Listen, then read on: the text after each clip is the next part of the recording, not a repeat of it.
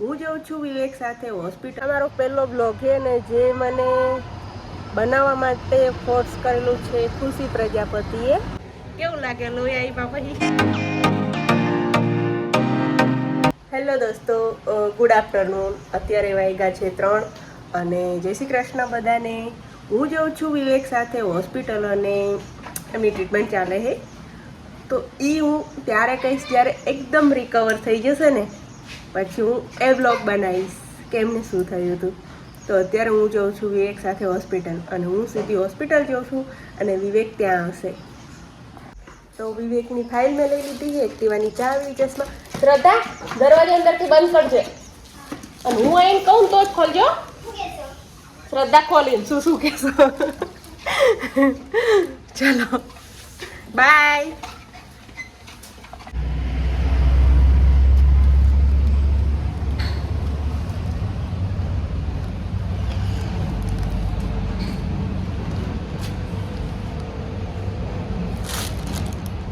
Phone તો ઉપાડે જ નહીં કોઈ બી, મતલબ બાઇકમાં હશે એટલે. 2 મિનિટની રાહ જોતા પછી વિવેક આવી ગયા ખરા.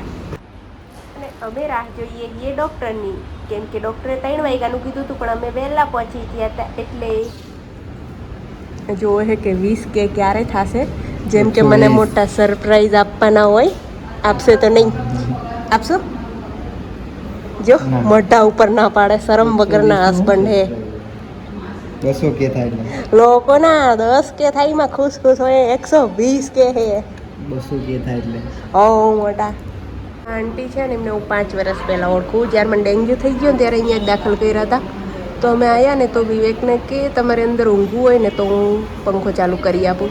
બહુ જ મસ્ત ક્યુટ હે. ખૂન આપવાની તો આદત હે.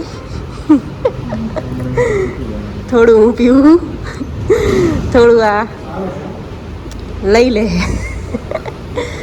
છેલ્લા 3 મહિના ही તો આદત હે નહીં વિવેક? હા કે ના?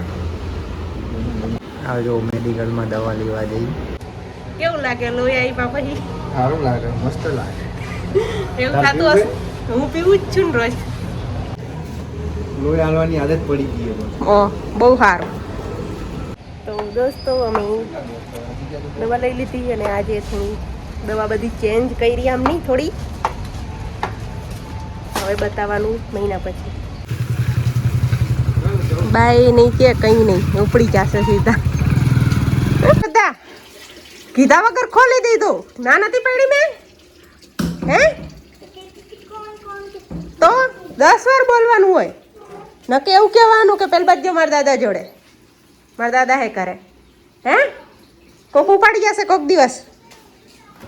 જો 10 વાર કીધું ને તોય ના સુધરે. આ અમારો પહેલો બ્લોગ છે ને જે મને બનાવવા માટે ફોર્સ કરેલું છે ખુશી પ્રજાપતિએ કે ગમે તે કરો પણ 2 મિનિટનો, 2.5 મિનિટનો, 3 મિનિટ સુધીનો બનાવી જ દેવાનો. એટલે આજે મારો પહેલો બ્લોગ છે. તો મારો બ્લોગ તમને કેવો લાગ્યો એ મને કમેન્ટ કરીને કહેજો અને આડું અડું હોય ને તો ચલાવી લેજો. હા ચલો બાય, જય શ્રી કૃષ્ણ.